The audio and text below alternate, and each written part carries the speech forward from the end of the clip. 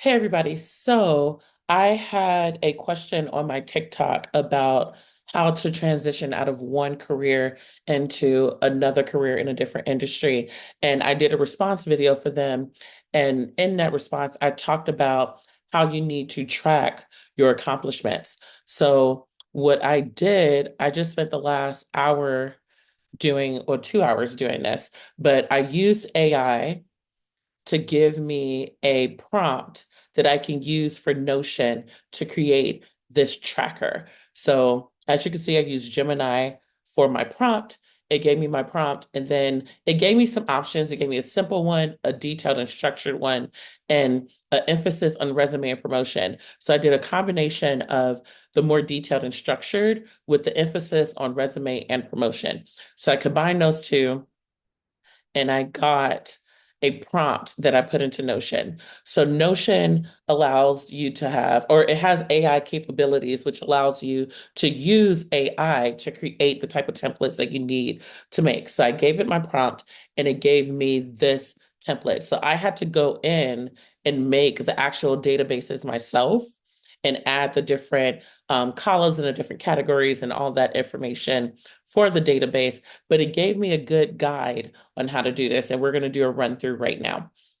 So what we're looking at is the tracker. So every time something happens, which I want to add, now that I'm looking at it, I want to add a calendar view because for me, it is easier to track things in a calendar view, like as it happens. So that way I know the date that it happened. But if you need more structure and you need a list, then go through the table view.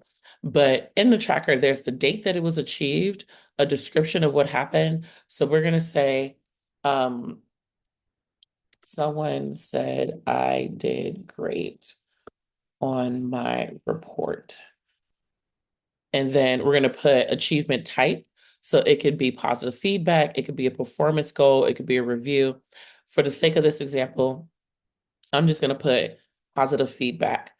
And then you could talk about the project. So I could say the project was the last thing I did, which was the ITIL 16-week program conclusion. So if I can spell it right. Inclusion. So I'm going to put that there. And then the impact in the quantifiable field. So, or quantifiable results. So I could say in this one, I can say um, my report saved time on emails back and forth. I need to put in a quantifiable thing. Um, saved weeks, saved, I would say 2 weeks time on emails. I could say, I'm trying to think. Since it's directly to the report, I want to say this report did great and it saved this this amount of time. 2 weeks of time of emails going back and forth. That works. The source, I'm gonna say Jenny. I don't know a Jenny off the top of my head. I do know a Jenny, never mind. Relevant skills. So this could be I just put a bunch of general ones in here. So I could just put organization for right now. Um, and then I have soft skills. So you could choose one or you could not choose one. It looks like having a good report doesn't relate to any of these. Also, you can edit them. If you need to edit it, you can edit this and add extra options if needed. And then some notes. So my team needed a report on the status of the program. So I'm going to put that. Is this a performance review highlight? So if those of you that go through performance reviews, sometimes you want to bring certain things up in your performance. Just for the sake of an example, I'm going to say, yes, it's a performance review highlight. Is it a goal for me to do reports on time? Is that part of my promotion? Sure, why not? I'm going to click that there too. So then you could put your goals below. So that you could put my next target role is I'm gonna put program manager and then target timeline 3 months. required skills, leadership. I'm going to say leadership, organization, critical thinking, whatever comes to mind. You can even go to AI and be like, what required skills do I need to be a program manager in 3 months? And then they'll give you a list.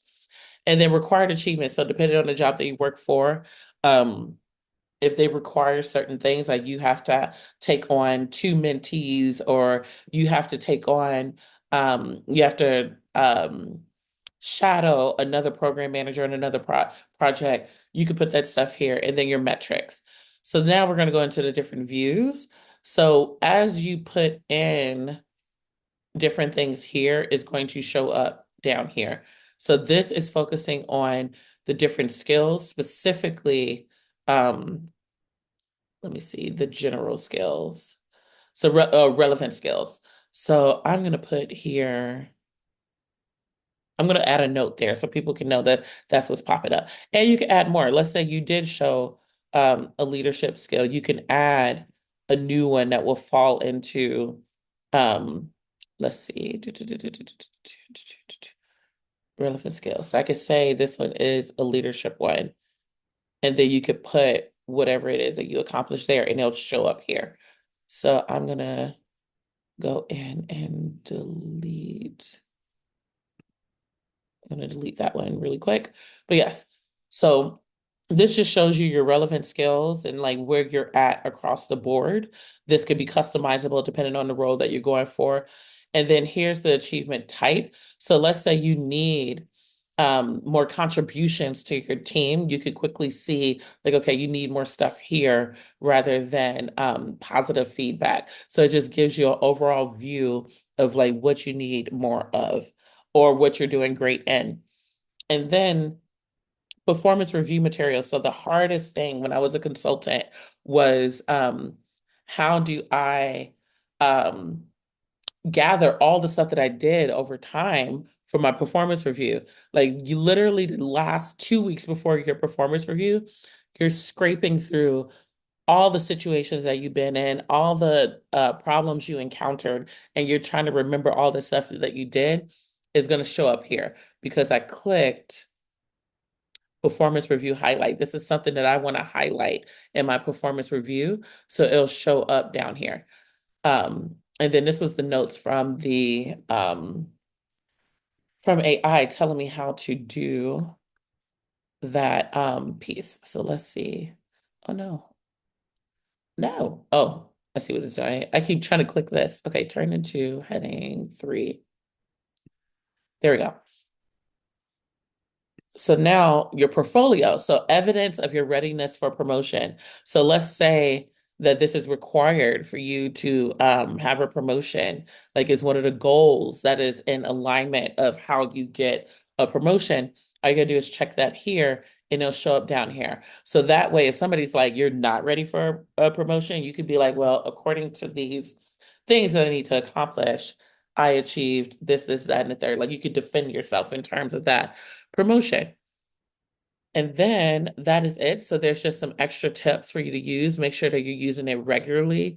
Make sure that you use quantifiable impact. So use numbers as much as you can. I feel like that's my biggest challenge, is making sure that I use those numbers. Include major and minor wins. Like it does not have to be huge. It could be something super duper small. And I think a lot of us overlook the small accomplishments and we never track those, but really those small things can add up to something huge. So don't forget that. And then make sure you keep your descriptions real clear, that you understand it, that you can speak to it. So I'm going to share this. This is going to be available for everybody. What you do when you have one of these, you won't have editable skills. You'll have to do a copy. You'll have to copy this over into your own Notion.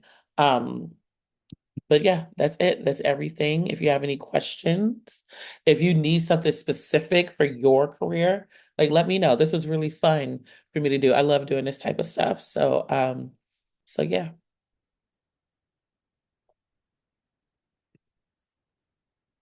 Let's